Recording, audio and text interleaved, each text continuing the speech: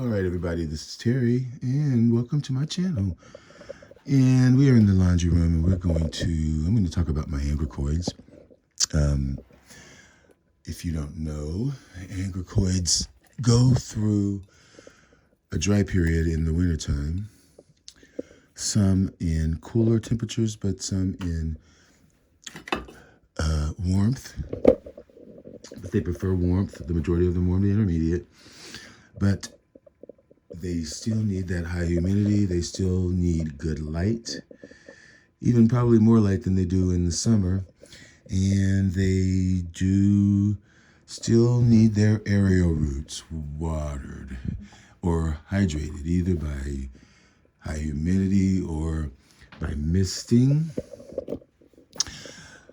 Now, Angraecoids magdaleni, it gets a drier, cooler rest, and it can go months without watering as long as it gets humidity, but it does like less humidity. So I have pushed this one close to the window because it wants less humidity. Is the higher humidity is away from the window, if that makes any sense, because the humidifier is right over here. These plants over here are miniature plants that have lots of arrow roots. And speaking of which, back to my magdaleni, even despite some of the yellowing at the base, it is typical of the resting period, and it should be initiating some growths and or roots as soon as the temperatures warm up a little bit and the daylight lengthens.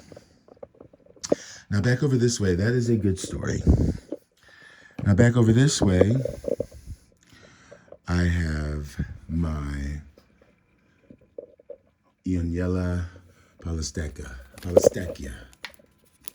And I just broke the tag, which is so typical of me. Polystachys Ioniella. Hate that. But in any event, it was doing so well for me did well for me all summer, and recently it has begun to give me some browning of leaves.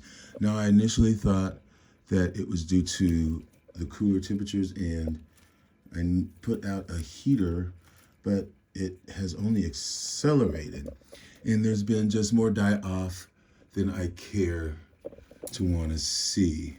I mean, look, that is not good. Now, that could be self-inflicted, but not self-inflicted, but manually inflicted. But anyway,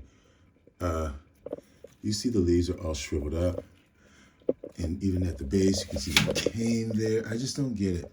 So I have to keep my eye on that. Another one that is in trouble is my Podangus. You know how full this used to be, and it's just getting too much water.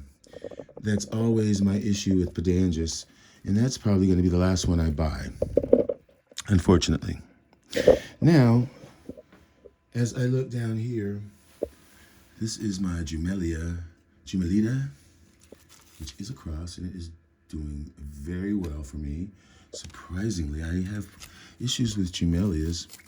They're more intermediate, a little bit more finicky.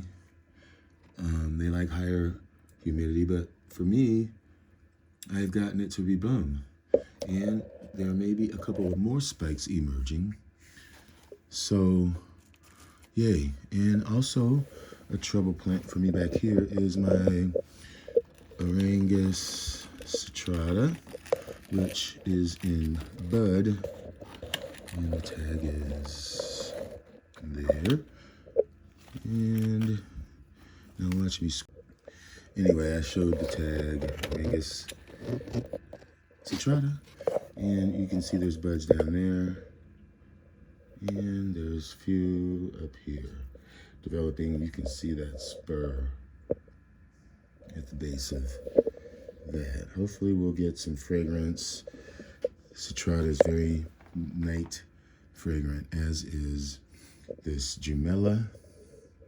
Another good thing, surprisingly, with Angraecoids is this Angraecum leonis. Now, I just got this at Hauserman, and it came with 3 spikes. 1, 2,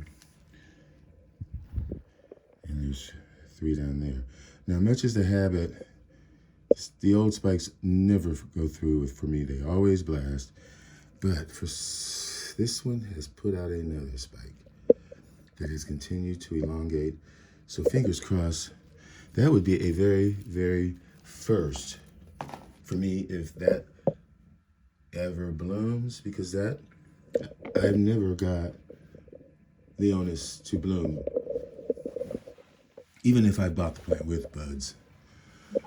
Yeah, this is the unknown Angraecoids that I got from Pete 009, and I think it's still alive. Again, this was just a cutting that I put onto this cool log with supplemented by some moss, some sphagnum underneath there, but as evidenced by the roots still becoming green, and the crown of the plant seems like it's growing. I think that's going to be okay. So that's a nice little update on my Angraecoids. Some doing better than others. Here's my Linford White Beauty. Again, this has Magdaleni in it, so it does like a cooler, drier rest. So I've just got that hidden back there. And so yeah, that's it. All I wanted to share with you. Although here is my Angraecoids compactum. It's still growing. New crown there. And back here, I'm not sure. This is Lay's Star, Angraecoids Lay's Star, which is a cross. It's slowly losing those leaves from the bottom. I don't know. And here's my Paderii, still alive. So anyway, folks, that's all the Angraecoids that I have in here. A few deaths around, but I don't want to talk about those right now. Thanks for watching. Stay tuned for more. Enjoy your orchids. Bye.